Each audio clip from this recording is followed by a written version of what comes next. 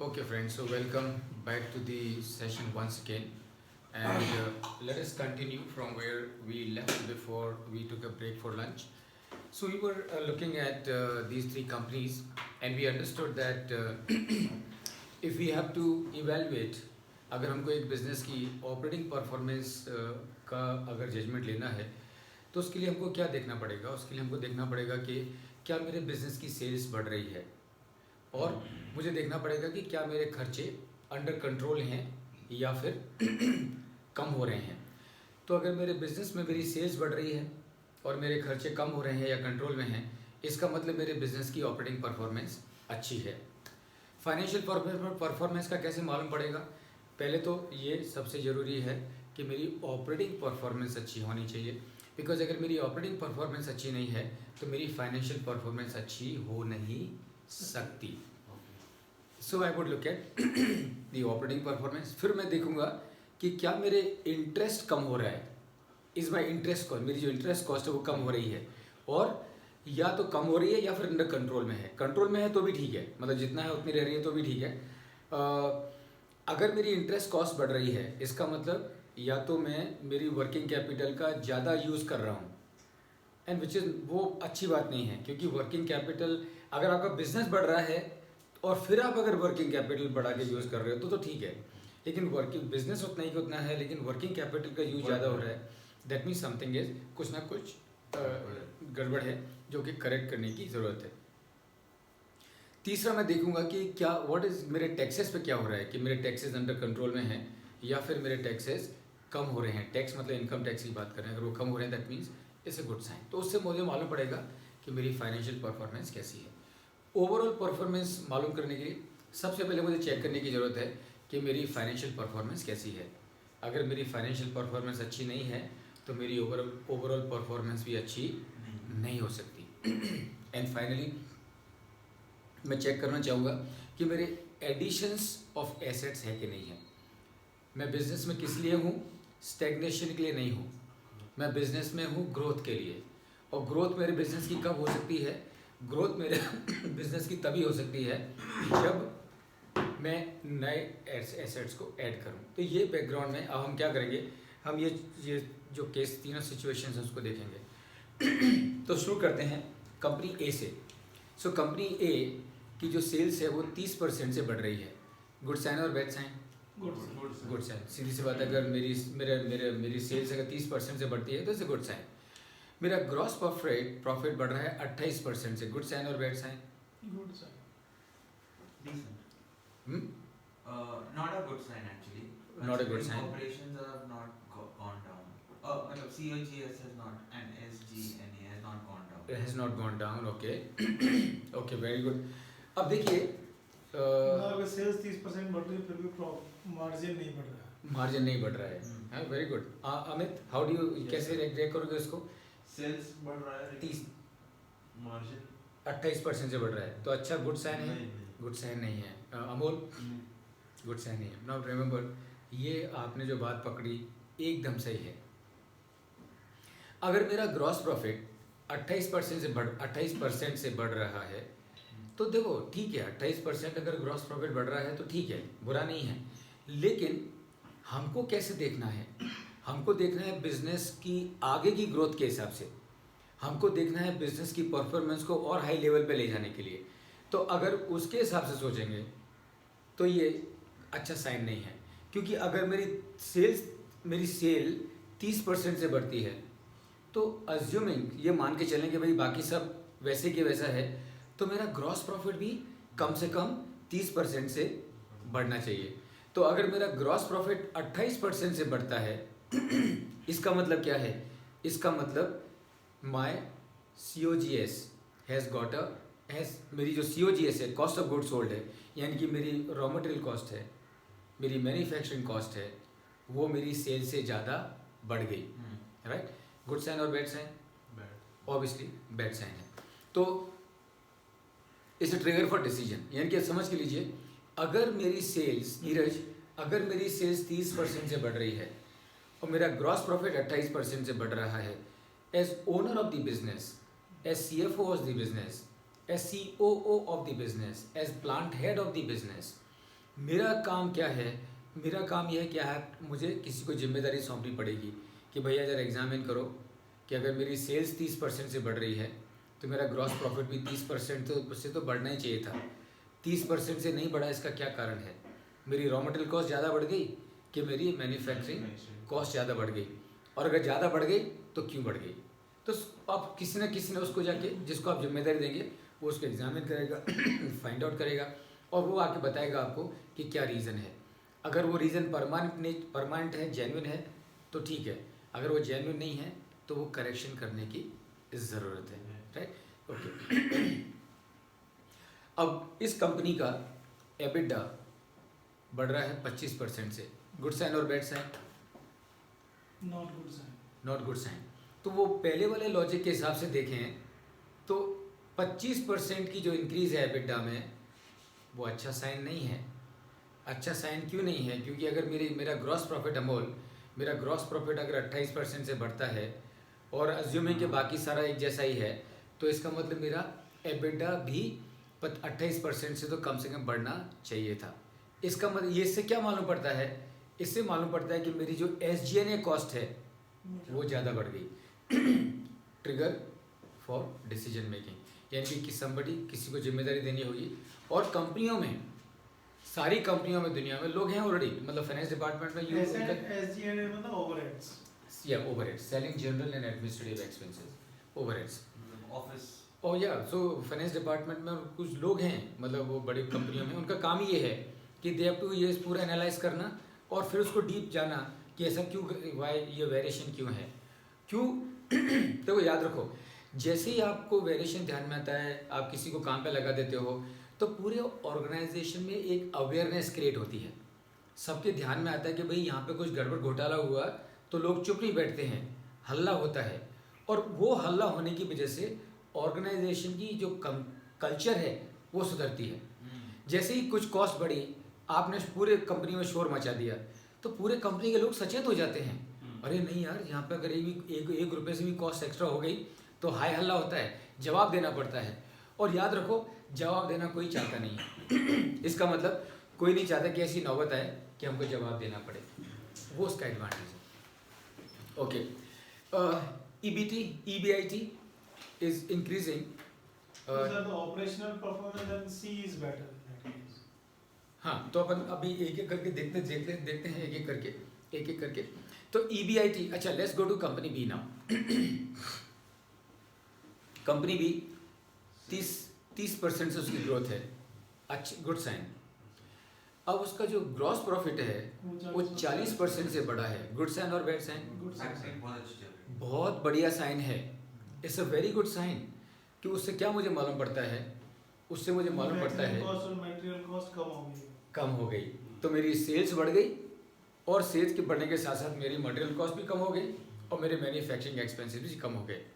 It is a good sign, but please remember, good sign है, लेकिन trigger for decision making, यानी कि अभी भी आपको क्या करना पड़ेगा?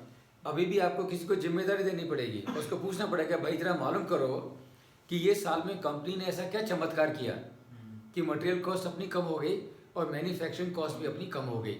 तो फाइंड आउट करो क्या रीज़न है, या कहीं ऐसा तो नहीं है कि लास्ट ईयर की जो अपनी वर्किंग थी उसमें कुछ गड़बड़ थी, right? That also can happen. So somebody will have to go deeper into it and find out कि भाई क्या कारण है।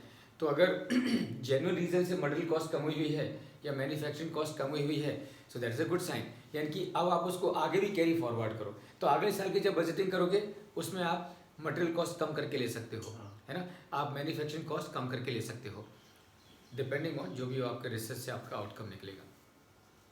इस कंपनी का जो एबिटा है वो 25% से बढ़ रहा है, गुड साइन और बैड साइन?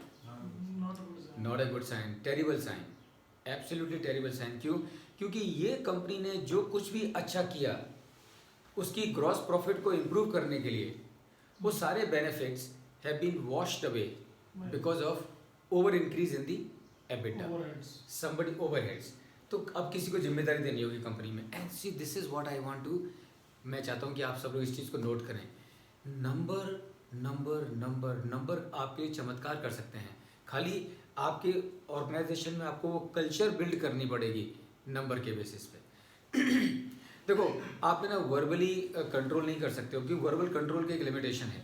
नंबर के थ्रू कंट्रोल करोगे तो वो ऑटोमेटिक होता है। नंबर के थ्रू कंट्रोल करोगे तो वो ऑटोमेटिक होता है। Just to give an example, आज की तारीख में ये सारी की सारी ये जो जितनी भी डिजिटाइजेशन हो रहा है आज की तारीख में, टाटा स्काई का आपका एक्सपायर हो गया पीरियड, इमीडिएटली आपका बंद हो जाएगा। मतलब कोई आपको बोलने वाला नहीं है, कुछ करने वाला नहीं है, पूरा न्यूमेरिकली कंट्रोल्ड है।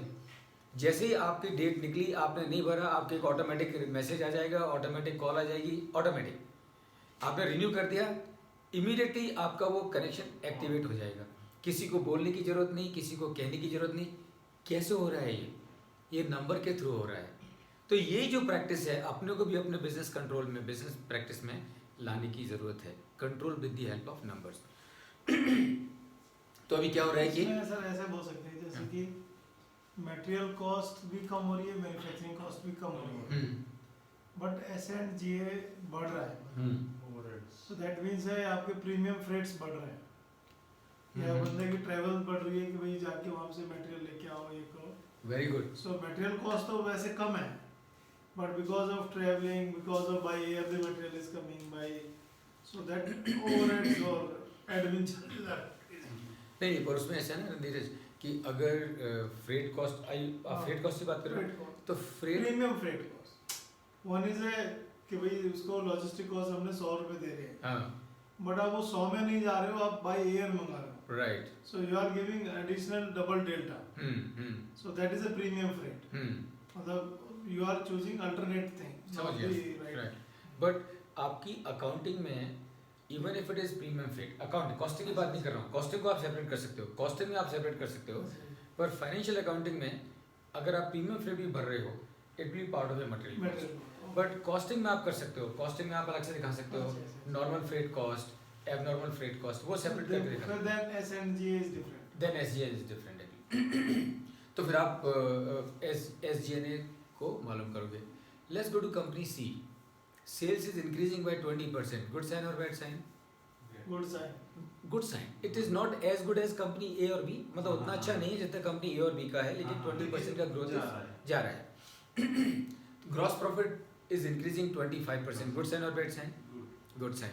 एबिटा बढ़ रहा है 30% से against gross profit of 25%, good sign और bad sign? Good sign. Good sign. Now EBIT is increasing by 25% against the increase of 30% in EBITDA। यानी कि EBITDA 30% से बढ़ रहा है, लेकिन आपकी EBIT is increasing by 25%, good sign और बैड साइन? सर यहाँ पे तो आप डेप्रिसिएशन और अमोर्टाइजेशन चार्ज ज़्यादा कर रहे हो, very good. so that means it's non cash transaction, Right. so maybe it is good sign. Maybe that is one reason it is good sign. Something more? Something more? Not maybe. Not a good sign. Okay, why? They are protecting better way, that is looks like. Because like assets are decreasing. Uh-huh. That's why. Assets are decreasing or assets are increasing? Decreasing also. Because देखो, आप अपने assets पे ही depreciation हाँ, करते हो। तो अब देखो नीरज ने क्या कहा? नीरज ने कहा कि ये जो कॉस्ट है एबिटा और EBIT के बीच में जो कॉस्ट है वो डेप्रिसिएशन की कॉस्ट है। तो अगर आपका जो EBIT 25% से बढ़ रहा है और आपका एबिटा 30% से बढ़ा, तो उसके पीछे क्या कारण हो सकता है? उसके पीछे कारण एक ही हो सकता है, वो ये कि आपका डेप्रिसिएशन कॉस्ट बढ़ गई। नीरज का कहना ये है कि अगर डेप्रिसिएशन कॉस्ट बढ़ गई तो it is a good sign, because वो नॉन कैश एक्सपेंस है, मतलब वो पैसा बाहर जा नहीं रहा है, पैसा आपके पास में है। बट उसका एक और कारण है आपका डेप्रिसिएशन बढ़ गया, इसका मतलब क्या है? आपका डेप्रिसिएशन कब बढ़ेगा? जब आपके एसेट्स बढ़ेंगे। जब आपके एसेट्स बढ़ेंगे, तो यहाँ पे क्या हुआ? आपका डेप्रिसिएशन बढ़ गया, इसका मतलब आपके एसेट्स बढ़ गए। दैट मीन्स ये जो कंपनी है C, it is adding more assets. So that is अगर आप एसेट्स ऐड करोगे it is a good sign. Good sign.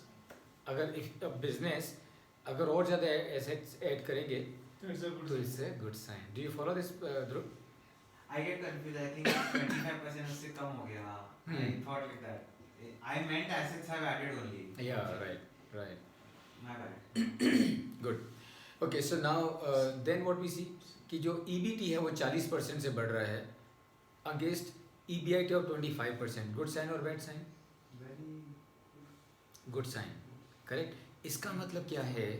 EBIT अगर 25% से बढ़ रहा है और EBT 40% से बढ़ रहा है, इसका मतलब आपकी जो इंटरेस्ट कॉस्ट है वो कम हो गई. इसका मतलब ये कंपनी ने क्या किया? ये कंपनी ने या तो जो लोन थे उनको चुका दिया, या फिर ये कंपनी ने जो लेंडर्स थे, जो बैंक थे, उनको बोला कि भैया आपकी रेट ऑफ इंटरेस्ट बहुत ज़्यादा है, आप इसको कम करो, नहीं तो हम किसी और के पास में जाते हैं. और आज की तारीख में मालूम है प्राइवेट बैंकिंग की क्या हाल है. लोग फ़ोन आते हैं लोगों के आपके पास में आज की तारीख में कि हम आपको लोन देने को तैयार हैं, हम आपको लोन देने के लिए तैयार हैं. सो that is the reason why this company, इस कंपनी का EBIT is increasing bye 40%. And EAT Sir, ऐसा लगता है ना कि working capital कम हो गया कि नहीं? Like, very good. Yeah, of course, very good point, Dhruv. So what ध्रुव का कहना ये है कि इसका एक कारण ये भी हो सकता है कि कंपनी ने वर्किंग कैपिटल जो यूज़ कर रही है वो कम यूज़ की. सॉरी, आप कम वर्किंग कैपिटल यूज़ करोगे तो आपकी बैंक की जो बोरोइंग होगी वो कम हो जाएगी. बैंक की बोरोइंग कम हो जाएगी तो आपका इंटरेस्ट भी उसकी वजह से कम हो जाएगा. Very good point. So that can also be a reason कि जिसकी वजह से ये कंपनी की जो EBT है वो बढ़ गई EBIT के मुकाबले. एंड फाइनली हम लोग देखते हैं कि अर्निंग आफ्टर टैक्स 45% से बढ़ रहा है against the increase of 40% in the EBT. Good sign obviously. अब समझ के लिए ऐसा क्यों हुआ? ऐसा इसलिए हुआ कि इस कंपनी ने, आपने नोट किया, ये कंपनी ने नए एसेट्स ऐड किए. और याद रखिए, जब आप नए एसेट्स ऐड करते हो तो आपको और ज़्यादा डेप्रिसिएशन मिलता है. और जब आपको इनकम टैक्स का डेप्रिसिएशन ज़्यादा मिलता है तो उससे क्या होता है, चूँकि आपके पास में इनकम टैक्स का ज़्यादा डेप्रिसिएशन है तो जिन प्रॉफिट पे आपको टैक्स भरना है वो टैक्सेबल प्रॉफिट आपके कम हो जाते हैं. और टैक्सेबल प्रॉफिट कम हो गए तो ऑब्वियसली आपकी टैक्स लायबिलिटी कम हो जाती है. And that is the reason as to why this company, ये कंपनी जो सी है उसका earning after tax is increasing by 45% against the increase of 40% in the EBT. So this is how you will make use of the numbers for the purpose of evaluating business performance. तो इसमें एक angle और भी आता है. You want AC to be switched on, some or fan? Fan हमने बंद fan किया. बंद कर. अच्छा, बंद कर दिया. ओके. हाँ, यस नीरज. उसमें एक ये भी होता है कि मतलब आप सेट बढ़ा रहे हो, बट एसेट बढ़ाने के बावजूद भी आपकी रेवेन्यू उस रेशियो में नहीं बढ़ रही है. हाँ. जैसे EBIT आपने बढ़ रहा है 20, जो है आपका डेप्रिसिएशन टैक्स में 30% है, EBIT में 25% है. That means you are added the assets. Right. जिस रेशियो में आप असेट, बाकी Good जो point. दूसरी कंपनी नहीं कर रही है, Good point. But they are able to increase the sales.